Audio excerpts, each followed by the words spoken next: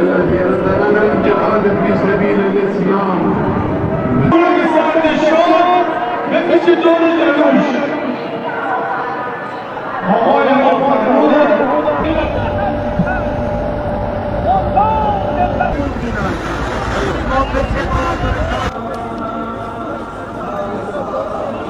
It's a very dangerous profession.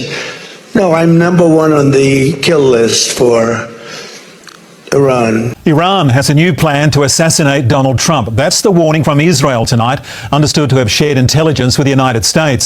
An escalation in fighting shattering hopes of a peace deal between the warring nations, and it's not showing signs of stopping. የአሜሪካው ፕሬዝዳንት ዶናልድ ትራምፕ ከፍተኛ የሆነ ስጋት ውስጥ የገቡ ይመስላሉ። እንግዲህ ከሰሞኑ የአሜሪካና የኢራን ጉዳይ በድጋሚ ማገርሸቱ ይታወቃል። ታዲያ በቅርቡ በቱርክ የኔቶ ስብሰባ ላይ ዶናልድ ትራምፕ አንድ ጉዳይ አንስተው ሲናገሩ ተደምጠዋል። ዶናልድ ትራምፕ ምን እያሉ ነው? እስኪ አድምጠናቸው እንመለስ። It's a very dangerous profession. No, I'm number one on the kill list for Iran. They're lovely people. I'm number one. So I don't know. I can't tell you that, but I don't really care because I'm doing my job and I'm doing it, I hope, better than anybody's ever done it because we have a country that's hot and really, really successful. But I mention it only because it's on the list. I mean, it came out. There was another list came out yesterday, and I'm number one on.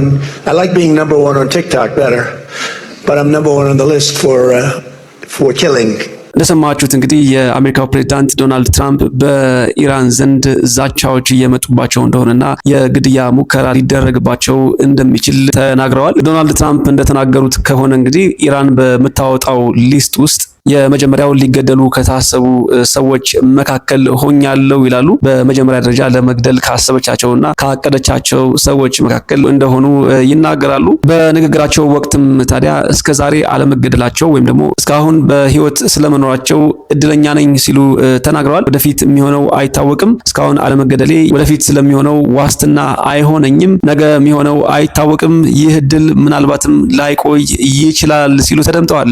ዶናልድ ትራምፕ በዚህ ንግግር ውስጥ ከፍተኛ ፍርሃትና ስጋት እንዳለ ይነበባል። ኢራኖችም እንግዲህ በአሁኑ ሰዓት በበርካታ ሚዲያዎች እየሰማን እንደምንገኘው በዶናልድ ትራምፕ ላይ ዛቻና ማስፈራሪያ እያሰሙ ይገኛሉ። እንግዲህ ኢራኖች በዶናልድ ትራምፕ በደረሰባቸው ከፍተኛ የሆነ ኪሳራ መበሳጨታቸውንና እጅግ ማዘናቸውን ከዛም አልፎ እንግዲህ በኢራን የሚገኙ ከፍተኛ መሪዎች በዶናልድ ትራምፕ እጅ መጥፋታቸውን ተከትሎ የኢራን ከፍተኛ ባለስልጣናትና ከፍተኛ መሪዎች እንዲሁም ህዝቡ በትራምፕ ላይ የሚደረገው የግድያ ሙከራ ተጠናክሮ ሊቀጥል እንደሚገባ በመፈክርም ሲያሰሙ ተደምጠዋል። ታዲያ ይህንን ጉዳይ አስመልክቶ ወደ ዶናልድ ትራምፕ መረጃው የደረሰው ከእስራኤል የስለላ ድርጅት መሆኑ ነገሩን ውስብስብ እንዲሆን አድርጎታል። ዝርዝር መረጃውን ቀጥሎ የማስደምጣችሁ ይሆናል። አብራችሁን ቆዩ።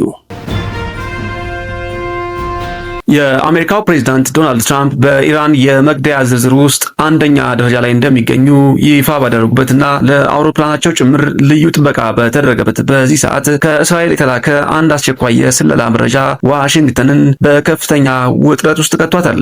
Tonight, Iran's new supreme leader vowing revenge for his father's killing must certainly be carried out.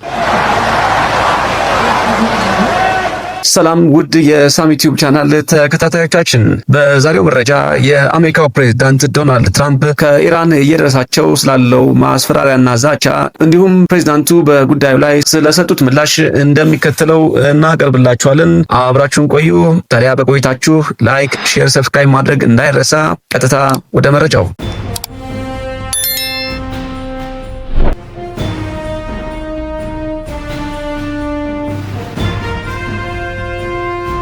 የአሜሪካው ፕሬዝዳንት ዶናልድ ትራምፕን ኢላማ ያደረገ አዲስና ልዩ የኢራን የነፍስ ማጥፋት ሴራ መኖሩን የእስራኤል የስለላ ድርጅት ለአሜሪካ ባልደረቦቹ ማስጠንቀቂያ መስጠቱ እየተሰማ ይገኛል። ይህ ዘገባ የወጣው ደግሞ በቅርቡ በአሜሪካና በኢራን መካከል ተደርጎ የነበረውን አጭር የተኩስ አቁም ስምምነት ፈርሶ በሆርሙዝ ቀጠና ላይ በድጋሜ ግጭት በጀመረበትና በኢራን ከፍተኛ መሪዎች ላይ በተሰነዘሩት መጠነ ሰፊ ጥቃቶች ምክንያት ቀጠናዊ ውጥረቱ በከፍተኛ ሁኔታ ባገረሸበት ወቅት ነው።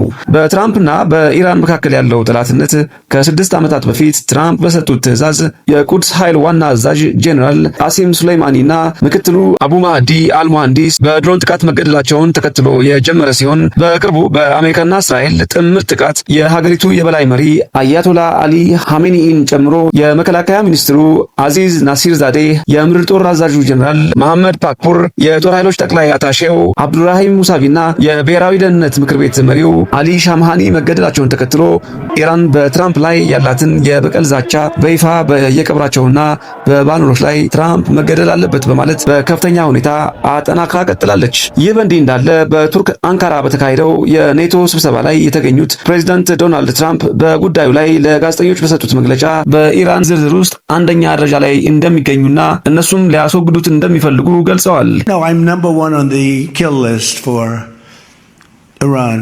They're lovely people. I'm number one, so I don't know. I can't tell you that. እነዚህን ሰዎች ክፉና በሽተኞች ሲሉ ከጠሯቸው በኋላ ማንኛውም ጥቃት ቢሰነዘርባቸው 1000 ሚሳኤሎች ተዘጋጅተው ወደ ኢራን እንደሚተኮሱና ከዚህ ቀደም ታይቶ በማያውቅ ደረጃ ሀገሪቱን ሙሉ በሙሉ እንደሚያወድሟት በጠንካራ ቃላት ዝተዋል።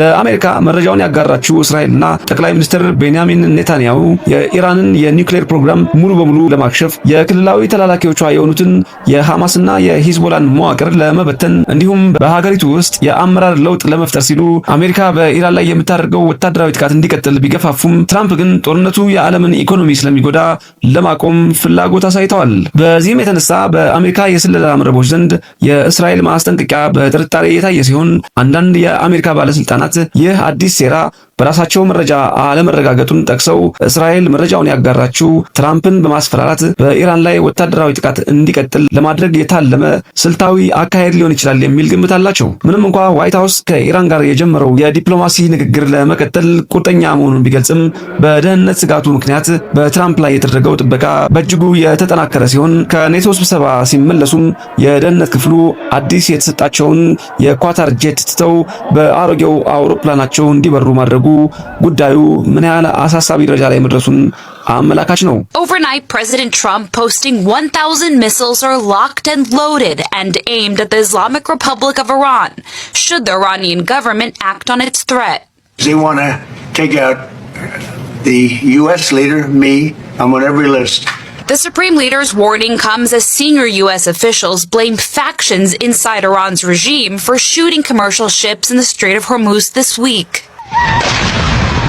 triggering back-and-forth strikes between U.S. and Iranian targets.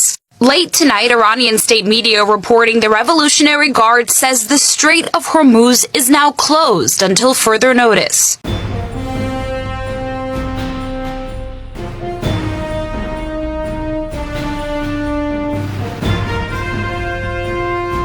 ውድ የሳሚ ዩቲዩብ ቻናል ተከታታዮቻችን አብራችሁን ስለቆያችሁ እያመሰገንን የዛሬውን በዚሁ አበቃን።